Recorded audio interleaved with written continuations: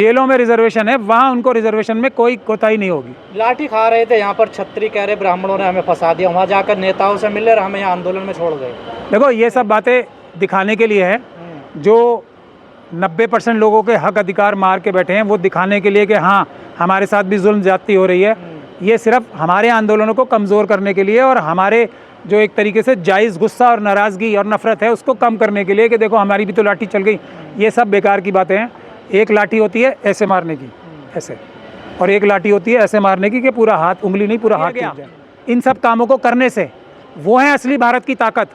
जैसे ही रिजर्वेशन जिस जगह भी होती है ना अच्छी से, वहाँ पे क्वालिटी ऑफ वर्क, ईमानदारी, एफिशिएंसी, इनोवेशन यानी कि नई नई वैज्ञानिक खोज बढ़ जाती है। ये सच्चाई है। नहीं होते शेड्यूल ट्राइब के लोग गरीब नहीं होते, बाकी बहुजन समाज के लोग, मुस्लिम, सिख, क्रिश्चियन, बौद्ध या ओबीसी के लोग गरीब नहीं होते। जब गरीबी की बुनियाद पर है तो जो सबसे ज़्यादा गरीब है उसको दो ना। देखो बिल्कुल ठीक कह रहे हैं वो, घिस घिस के भी उतने नंबर ला पाते हैं जितने हमारे बच्चे, जो बहुजन समाज के बच्चे हैं, जिनके माँ बाप रोज़ सुबह काम करने पे जाते हैं, वो भी काम करते हैं, वो बिना पढ़े लिखे भी इनके बराबर तो नंबर ले आते हैं ना। अब तो आप चेक कर लो किसी भी जगह जाके, ओबीसी, एससी, एसटी के जो नंबर आते हैं, जो रिटर्न में आते हैं, वो जनरल कैटेगरी के आसपास या उससे ऊपर होते हैं आजकल। जमघट लगा हुआ है, कैसे देख रहे हैं आप सामने? नहीं, सही बात है ये एकदम 100%। ईडब्ल्यूएस का जो भी आरक्षण है वो बिल्कुल गैर कानूनी, गैर संवैधानिक है, उसको हटना चाहिए। इसमें क्या बुराई है? आप नहीं, वो एससी एसटी के और ओबीसी का आरक्षण की बात। अरे मजाक कर रहे हो, मजाक कर रहे हो? मजाक? हाँ, करनी सेना लट खा रही है सर। लट खा रही क्यों? ये आरक्षण हटना चाहिए। नहीं, उनको पहले तो बाहर किसने छोड़ा? उनको जेलों में होना चाहिए ना। करनी सेना तो संविधान के विरोधी है, वो तो मनुस्मृति लागू कराना चाहते हैं, भारत का संविधान खत्म करके। वो बाहर कैसे आ गए लाठी खाने के लिए? उन्हें तो जेलों के अंदर होना चाहिए। ये बिल्कुल ठीक बात है, मैं भी सपोर्ट करता हूँ। ईडब्ल्यूएस का बिल्कुल गलत है, जो आरक्षण है उसको बिल्कुल निरस्त किया जाना चाहिए। और 10% जो है ना ये एक्चुअली बढ़ जाना चाहिए बराबर एससी, एसटी, ओबीसी में। कह रहे रिफॉर्म होना चाहिए इसमें। देखिए आईएएस के बेटे को क्यों मिले आरक्षण? नहीं, बिल्कुल रिफॉर्म होना चाहिए, मैं भी इस बात को मानता हूँ। पहला रिफॉर्म ये होना चाहिए कि आज तक शेड्यूल कास्ट कम्युनिटी को, और मैं ओबीसी समाज की अभी बाद में बात करूँगा, शेड्यूल कास्ट कम्युनिटी को पूरे देश में किसी भी जगह, किसी भी साल, किसी भी वक्त 15% आरक्षण नहीं मिला है। ये बेईमानी, चोरी, डकैती है। जितना बैकलॉग है आज तक का वो सब वापस किया जाना चाहिए। ये सुधार बिल्कुल ज़रूरी है। उसी प्रकार से शेड्यूल ट्राइब कम्युनिटी को आज तक भी किसी जगह भी, किसी साल भी, किसी समय भी 7.5% आरक्षण दिया ही नहीं गया। उनका भी बैकलॉग लाखों नौकरियों का और प्लेसेस, जगहों का है। शेड्यूल कास्ट कम्युनिटी का भी और शेड्यूल ट्राइब कम्युनिटी का। ये सुधार बिल्कुल ज़रूरी है, वो सब वापस लिया जाना चाहिए। और जिन लोगों ने ये बैकलॉग को चुराया है और ये डकैती की है, उन लोगों को पकड़ के जेल में डालना चाहिए। ये सुधार बिल्कुल ज़रूरी है। अच्छी सलाह। आधार पे नहीं होना चाहिए आरक्षण, आर्थिक आधार पे बोल नहीं, बेसिकली आप समझिए, जो आरक्षण है ना, वो बाबा साहब ने जो रखा था ना, सबसे पहले तो बाबा साहब ने आरक्षण कभी मांगा नहीं था। उन्होंने कहा था कि जिसकी जितनी संख्या भारी उतनी उसकी हिस्सेदारी जो एडमिनिस्टर करने की जगह होती है, यानी कि पार्लियामेंट और असेंबलीज या लोकल बॉडीज़, उसमें होनी चाहिए। लेकिन वो हिस्सेदारी कैसे होनी चाहिए कि जिस समाज की हिस्सेदारी की बात की जा रही है, वो समाज ही अपने लीडर चुन के भेजे। कोई और रास्ते से, चोर रास्ते से, किसी पॉलिटिकल पार्टी का टिकट लेके या पॉलिटिकल पार्टी के नुमाइंदा बन के ना आए। बाबा साहब की तो ये मांग थी। अगर वो मांग होती पूरी, या वो मांग नहीं, सॉरी, उनका हक था, हम सबका हक था, संख्या भारी वाला, वो अगर बात हो जाती पूरी तो रिजर्वेशन की तो बात ही नहीं करते। रिजर्वेशन तब कौन मांग रहा होता? ये जो आज रिजर्वेशन हटाने की बात कर रहे होते हैं। और हम लोग तो खैर ऐसा मौका नहीं आने देते, इंसाफ करते। तो पहली बात ये थी, ये रिजर्वेशन की बात जो आई थी, ये मनुवादी मानसिकता की तरफ से बाबा साहब के ऊपर आई थी बात कि हम ये तो नहीं करेंगे, गांधी जी अनशन पे बैठ जाएंगे, हम लोग पूरे देश में मार काट मचा देंगे, लेकिन जिसकी जितनी संख्या भारी उतनी उसकी हिस्सेदारी, उनकी आवाज़ से नहीं आने देंगे।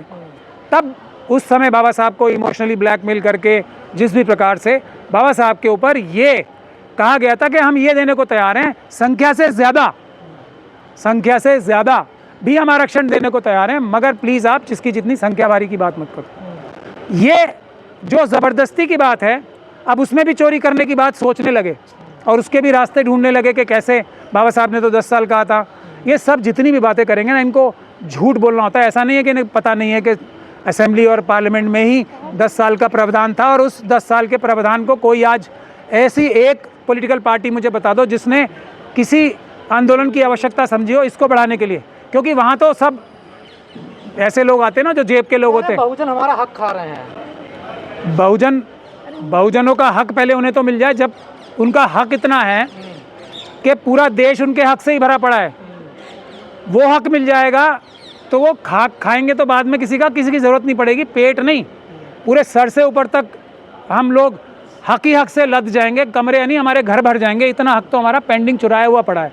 हम किसी का हक खाने की बात सोच भी कह सकते हैं, ज़रूरत ही नहीं है ना। एक तो पहली बात ये है, हक खाने की बात तो वो करेगा जिसे ज़रूरत हो, हमारा तो हक चुराया हुआ है, हम वो हासिल करने की कोशिश कर रहे हैं सिर्फ, और उस हासिल करने में ये आंदोलन जो कर रहे हैं इसका हमें बड़ा फ़ायदा होगा। अब तो जाग जाओ बहुजन समाज के लोगों, अब तो जाग जाओ, जो आपका पहले ही चुराया हुआ है उसमें भी डकैती मारने की कोशिश हो रही है। मैं ये कह रहा हूँ आज तक, और ये ओबीसी समाज को कौन सा मिल गया है। और मेरी एक बात हमेशा ध्यान रखना, जो भी ये लोग बोलते हैं ना कि रिजर्वेशन जो है कोई एक तरीके से कोई दे रहा है, हमें नहीं, रिजर्वेशन हम ले नहीं पा रहे, जो हमारा है। ये आंदोलन होना चाहिए कि हम ले क्यों नहीं पाए अब तक। जो प्लान बी है बाबा साहब का, जो बाबा साहब को एक तरीके से चारों तरफ से घेर के ये तो खुद कहा गया था कि ये ले लो और भी कुछ ले लो, तो ये वो चीज़ भी हम ले नहीं पा रहे हैं, ये बात है। लेकिन इसके अलावा कोई बात नहीं होनी चाहिए। सर यूपी में डिप्टी सीएम ने मीटिंग की उन लोगों से और कहा है कि हम विचार करेंगे आपकी डिमांड पर। ईवीएम के डिप्टी सीएम, ईवीएम वालों की बात ही क्यों कर रहे हो आप? वो तो सब जेल के अधिकारी हैं, उनके लिए जेल में रिजर्वेशन है, सबके लिए, आरएसएस और बीजेपी वालों के सब नेताओं के लिए जेलों में रिजर्वेशन है, वहाँ उनको रिजर्वेशन में कोई कोताही नहीं होगी। लाठी खा रहे थे यहाँ पर, छतरी कह रहे ब्राह्मणों ने हमें फंसा दिया, वहाँ जाकर नेताओं से मिले और हमें यहाँ आंदोलन में छोड़ गए। देखो ये सब बातें दिखाने के लिए है, जो 90% लोगों के हक अधिकार मार के बैठे हैं वो दिखाने के लिए कि हाँ हमारे साथ भी जुल्म ज्यादती हो रही है। ये सिर्फ हमारे आंदोलनों को कमज़ोर करने के लिए और हमारे जो एक तरीके से जायज़ गुस्सा और नाराज़गी और नफ़रत है उसको कम करने के लिए कि देखो हमारी भी तो लाठी चल गई। ये सब बेकार की बातें हैं। एक लाठी होती है ऐसे मारने की, ऐसे, और एक लाठी होती है ऐसे मारने की कि पूरा हाथ, उंगली नहीं पूरा हाथ टूट जाए। ये दोनों लाठियों में फ़र्क है, इस बात को आप हमेशा ध्यान में रखना। और जो लोग इस बात को अच्छे से समझ ले, मैंने ये सुप्रीम कोर्ट में 2011 में बहस की थी ये बात, और उसकी वजह से हमें फ़ायदा भी हुआ था। जब रिजर्वेशन इन सुपर स्पेशलिटी कोर्सेज हो रही थी, मैंने ये बोला था कि भारत अंग्रेज़ों के आने से पहले दुनिया की 1/4 जो वेल्थ थी वो भारत के पास थी। ये भारत की शक्ति है। 70 साल में आज़ादी के बाद सबके सब 90% से ज़्यादा जगह पे ये 10% लोग बैठे हैं ना, तो भारत की जो 1/4 वाली जो दुनिया की 27% या 25% जीडीपी का हिस्सा था, हम 3% रह गई है। तो ये इनकी अच्छाई और बुराई कितने कैपेबल हैं, ये इस बात का साफ साफ सबूत है। और जो लोग रह गए, जिन लोगों को हटा दिया गया इन सब कामों को करने से, वो है असली भारत की ताकत।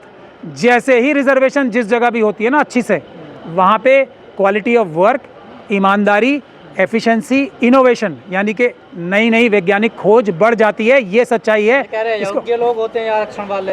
यही तो सबसे बड़ा झूठ बोल के हम लोगों को बेवकूफ़ बनाया जाता है। जहाँ जहाँ आरक्षण हुआ है, जो आरक्षित सीट पे गए वही सारे उस ऑफिस का काम संभालते हैं। ये हकीकत है, सच्चाई है। इसके बारे में बहस करनी नहीं है, इस बारे में कोई बहस नहीं करेगा। ये मैंने सुप्रीम कोर्ट में बहस करके वो केस जीता था, कोई इसके पास इसका जवाब नहीं था। इस बात का लॉजिक बता दें, 90% से ज़्यादा जगह पे ये 10% लोग हैं ना, तो भारत जिसकी ताकत दुनिया का सबसे अमीर और ताकतवर देश होने की थी, आज इतना क्यों है? क्योंकि सब चीज़ें इनके हाथ में हैं, जो कि कैपेबल नहीं है। यही हो सकता है ना इसका अंजाम, तो और क्या हो सकता है बताओ? ये जो आरक्षण हटाओ आंदोलन चल रहा है, क्या ये फेल हुआ या पास हो गया सर? ये नहीं, उन्होंने कर दिया, हमारे बीच में लड़ाई करा दी। जो ये आंदोलन की असली वजह ये थी कि क्रीमी लेयर और नॉन क्रीमी लेयर की बहस जिंदा की जाए, और कोई वजह नहीं थी इसकी। उनका ईडब्ल्यूएस कौन सा छीना जा रहा है? ईडब्ल्यूएस का क्या लॉजिक है बताओ मुझे आप? क्या ये इससे बड़ा, क्या इससे बड़ी बेईमानी कोई हो सकती है? क्या शेड्यूल कास्ट के लोग गरीब नहीं होते? शेड्यूल ट्राइब के लोग गरीब नहीं होते? बाकी बहुजन समाज के लोग, मुस्लिम, सिख, क्रिश्चियन, बौद्ध या ओबीसी के लोग गरीब नहीं होते? जब गरीबी की बुनियाद पर है तो जो सबसे ज़्यादा गरीब है उसको दो ना। ईडब्ल्यूएस की जांच नहीं होनी चाहिए सर? उसमें कौन लोग हैं ज़्यादातर? मैं फिर वही बात कर रहा हूँ, मैं तो कह रहा हूँ गरीबों को दो ना, तो शेड्यूल कास्ट, शेड्यूल ट्राइब से ही भर जाएगा 10% पहले ही, गरीबी के क्राइटेरिया से। लेकिन जब बेईमानी ही बेईमानी का क्राइटेरिया हो, इनके पास कोई लॉजिक नहीं है, इनसे बहस करना बेकार है, इनसे बात करना बेकार है। विद्वान लोग हैं ये। विद्वान किसको कहते हैं? विद्वान की डेफिनेशन बदल गई है क्या? 56 इंच की छाती जैसे का मतलब दूसरा होता है, इसका भी मतलब वही है क्या? विद्वान मतलब जो विद्वान नहीं होते उनको कहा जाता से है। पैदा हुए लोग हैं, कह रहे हैं नहीं हम पैदा, ज्ञानी लोग ये हैं। मैं इस बारे में देखिए इस डिबेट में मैं जाना नहीं चाहता।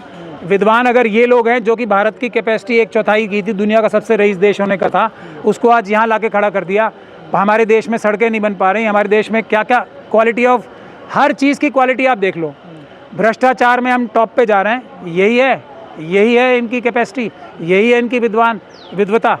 तो भाई ऐसी विद्वता अच्छी कह रहे नहीं हैं, हम घिस घिस के नंबर लाते हैं 80 90 और ये 40 वाले पास हो जाते हाँ, हैं, तो 40 माइनस में भी देखिए। देखो बिल्कुल ठीक कह रहे हैं वो, घिस घिस के भी उतने नंबर ला पाते हैं जितने हमारे बच्चे जो बहुजन समाज के बच्चे हैं, जिनके माँ बाप रोज़ सुबह काम करने पे जाते हैं, वो भी काम करते हैं, वो बिना पढ़े लिखे भी इनके बराबर तो नंबर ले आते हैं ना। अब तो आप चेक कर लो किसी भी जगह जाके, ओबीसी SC ST के जो नंबर आते हैं, जो रिटर्न में आते हैं, वो जनरल कैटेगरी के आसपास या उससे ऊपर होते हैं आजकल।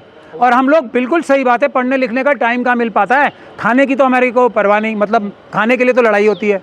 इन लोगों के लिए ट्यूटर्स भी हैं, इन लोगों के माता पिता इनको बढ़िया से बढ़िया खाना भी खिलाते हैं, बढ़िया से बढ़िया सब कुछ देते हैं, तब भी ये हमारे से इतना भर भी आगे नहीं रह पा रहे हैं। तो कौन समझदार है कौन नहीं है, यही तो बात है। घिस घिस के नंबर लाते हैं, इनके घिस घिस के भी इतने ही नंबर आ पाते हैं, हमें पढ़ने की भी जरूरत नहीं है। कह रहे कि बिना पानी से कैसे जिए थे SC ST OBC लोग, इनको पानी पीने का अधिकार नहीं था, तो हजारों साल कैसे जी गई ये? फिर आप इनके बहस में मतलब जो कुतर्क हैं और जो समझ, इनके पास दिमाग भी तो इतना ही है ना। किस बात की लड़ाई हो रही थी, किस बात इशू क्या है कि कॉमन जगह से पानी नहीं पिया जाने दिया। बाबा साहब ने महाड़ आंदोलन क्यों किया था कि कॉमन तालाब से पानी नहीं पीने दिया जाता था, गांव के बाहर इतनी दूर जाना पड़ता था पानी लेने के लिए। तो इनको डाइवर्ट करना आता है, इनको सिर्फ मक्कारी और चालाकी आती है। लॉजिक में इनसे बात वैसे तो करनी नहीं चाहिए, इनसे बात क्यों करनी है? हम 90% है, खत्म बात, एंड ऑफ द मैटर। हम 90% है, हमें कोई बात नहीं करनी, तुम जो बोलो खत्म, ये बात है। नहीं, जबरन नहीं जा रहा है, वो नूरा कुश्ती हो रही है, पुलिस उनको बाकायदा जबरन लेके जा रही है वहाँ पे। हमारे लोगों को जबरन रोका जाता है, इनको जबरन लेके भी फाड़ दिया उनके, आप कह रहे हैं। हाँ भाई ये मैं बता रहा हूँ, ये नूरा कुश्ती हम बहुत जानते हैं। कोई नहीं, बिल्कुल वो दिखाने के लिए, और हम सब लोगों का गुस्सा, जो नाराजगी है, जो भ्रष्ट पुलिस के अधिकारियों के प्रति, उसको कम करने की एक्सरसाइज। हनुमान चालीसा का भी सम्मान नहीं करा, हनुमान चालीसा पढ़ ले तब भी हमें उठा के लठ बजा दिया हम पर। नहीं, हम देखिए वो उनका अपना मसला है, क्यों किया क्या नहीं किया।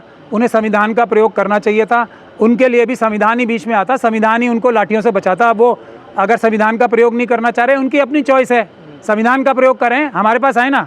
मैं इनको भी ऑफर दे रहा हूँ, मैंने तो सबको कह रखा ना, प्रोटेस्ट में जिसको पुलिस के अधिकारी पिटाई करेंगे, जिसके ऊपर हमला, बिल्कुल आओ, लेकिन ये आएंगे नहीं ना। मैं तो अमित शाह जी के खिलाफ FIR कराऊंगा, ये करवा लें, आ जाए मेरे पास, आ जाए। अमित शाह जी तो हैं होम मिनिस्ट्री के इंचार्ज, लाठी चार्ज तो अमित शाह जी ने कराई होगी ना, आ जाए मेरे पास, मैं 100% FIR कराऊंगा। एक हमारी वाली भी होगी, एक इनकी भी हो जाएगी। इंसाफ के लिए देखो हम कभी पीछे नहीं हटेंगे, चाहे किसी के लिए भी इंसाफ के लिए लड़ाई करनी है। आ जाए आप, अभी आएंगे नहीं मेरे पास।